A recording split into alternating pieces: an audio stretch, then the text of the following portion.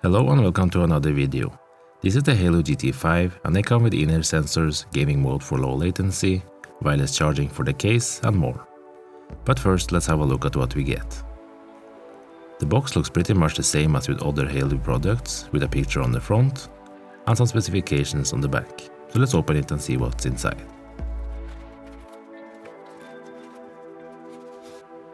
It's basically the same as we get with most earphones. And first we have a user manual in English and Chinese language. Next is a charging cable, and yes, this time it is a USB Type-C. We also have wireless charging, which is nice if you have a charging pad or especially if you have reverse wireless charging on your phone. There's also 2 extra sets of rubber buds in different sizes, so we have 3 sets to choose from, including the ones that are already on the earphones. And last we have the case itself. It's got a semi-matte black finish and it's made of plastic. There's no rubberized layer on the outside, but it looks clean and good. On top of the lid is a Haylou logo, and we have a little lip on the front for making it easier to open. Around the back is the USB connector for charging. It is possible to check the remaining battery on the case by looking at the indicator on the front. 3 lights means we have more than 80% left, 2 when it's between 80 and 30%, and 1 when it's below 30. Under the earphones there's a piece of plastic, preventing the earphones from charging during storage, so remember to remove it if you get them.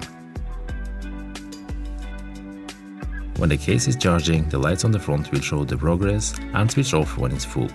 Inside is a 580 mAh battery, which according to the specifications should give us a maximum of 24 hours of music. I did my own tests, but more about that a bit later. As I said earlier, the case can also be charged wirelessly, and it took about 3 hours and 20 minutes to do so with a 5-watt charger.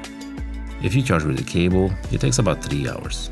There's also charging lights on each earbud, so you can easily see if they're still charging, and when they're ready to be used again. But sadly we have to open the lid to see them, as the lid is not transparent. My only complaint is that the case does scratch a bit easy, as you can see here. This is after having it in my bag for a couple of weeks. There's not much else to see here, so let's have a closer look at the earphones. If you saw my videos of the Haylou GT1 or GT2, you may recognize the design. The shape of the Haylou GT5 is pretty much the same, but I think it both looks and feels a bit better. They have a flashing light on the front that blinks when they're in pairing mode, and a glossy ring around the touch-sensitive area. Inside we have a 40 mAh battery that should give us up to 4 hours of music, according to the specifications.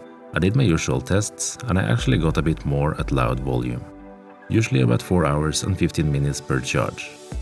If you include the battery in the case, I got a total of 25.5 hours, which is 1.5 hours more than expected. Charging the earphones takes about 2 hours. Around the back we find the connectors for charging, and the little glossy circle is the in-ear sensor for automatically pausing and playing. The design isn't the most ergonomic one I have seen, but they fit quite well in the ears and they're quite compact. They're also comfortable to wear for long periods. Regarding water resistance, they are listed as waterproof, but I couldn't find any official IP rating anywhere. The rubber buds are easy to remove and put back on the earphones, so swapping to a size that fits your ear better is easy. And I recommend trying them all before you stick with one size. The pairing process is the same as with most budget earbuds. First take the earbuds out of the case, tap search on your phone and select Haylou GT5 in the list. And we should now be ready to use them.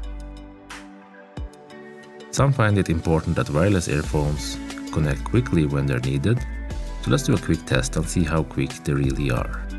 It's not instant, but not too bad. For automatically pausing and playing, we have the in-ear sensors on the back. They work quite well, and you'll hear a short beep every time it detects you taking them out or putting them back in. For controlling music, we have the following commands. Tap once on the left or right earbud to play or pause. Tap twice on the right one to go to the next song, or twice on the left one to go back or to the previous song. Tap 3 times on the left one to open the assistant. Tapping 3 times on the right one will activate or deactivate the gaming mode. You will not see anything on the screen, but there's a sound confirming when it's switched on or off. They also have dual master, so you can pick up only the left or right earphone, and it will automatically connect. I also did some latency tests by physically attaching both earphones to my camera. The sound you hear now is live, and as you see on the earphone, there's no noticeable delay in YouTube. The result in apps like Netflix are the same, so the Haylou GT5 is good for watching videos.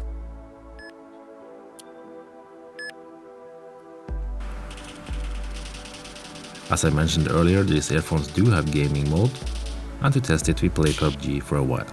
When this mode is active, the delay should be reduced to 65 milliseconds, but as you can see there's still a bit delay, which can be a bit annoying.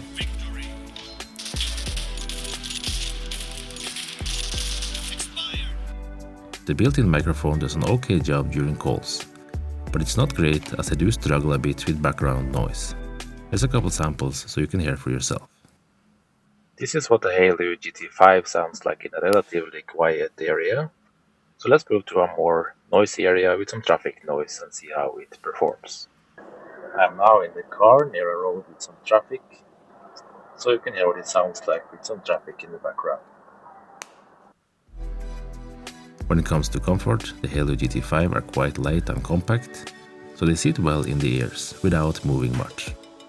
The touch controls are also easy to access, and they are quite precise, without getting a lot of accidental touches. The only situation where I found myself accidentally touching the buttons was if I wanted to adjust the earphone's position a bit. After using them for a while, I learned how to move them without touching the buttons. This only happened in the beginning. Regarding sound quality, the 7.2mm drivers do a good job. The Haylou GT5 has AAC, but not the aptX, but they sound quite good. The overall experience is on the warm side, and I have a surprisingly good bass. There's no discomfort coming from the highs, and they are detailed enough. Mids and vocals are also good, with a nice separation between vocals and instruments. The level of detail and space is good, but not the best I've heard, as the feeling of space is a bit lacking. The bass is nice and punchy, goes quite deep and has a nice rumble. It's not too powerful, but it's enough and it sounds good. If you like playing at loud volumes, I can say it does go high enough, and I can play at about 80 to 85%, but anything higher was uncomfortable. The battery test results I talked about earlier were made at 80 to 85% volume. Overall, the Haylou GT5 has good sound quality for the price, and they last more than 4 hours per charge, which is good enough. The touch controls work well after learning how to use them. Inner sensors work well and are nice for quickly pausing the music when needed. And let's not forget about the wireless charging, which makes it possible to charge the case without bringing any cables. So this is another good budget option from Haylou, and that's it for my review. If you liked the video, click the like button, and if you didn't already subscribe, just click that button below the video and the bell for more. Have a nice day and see you in the next video. Bye bye.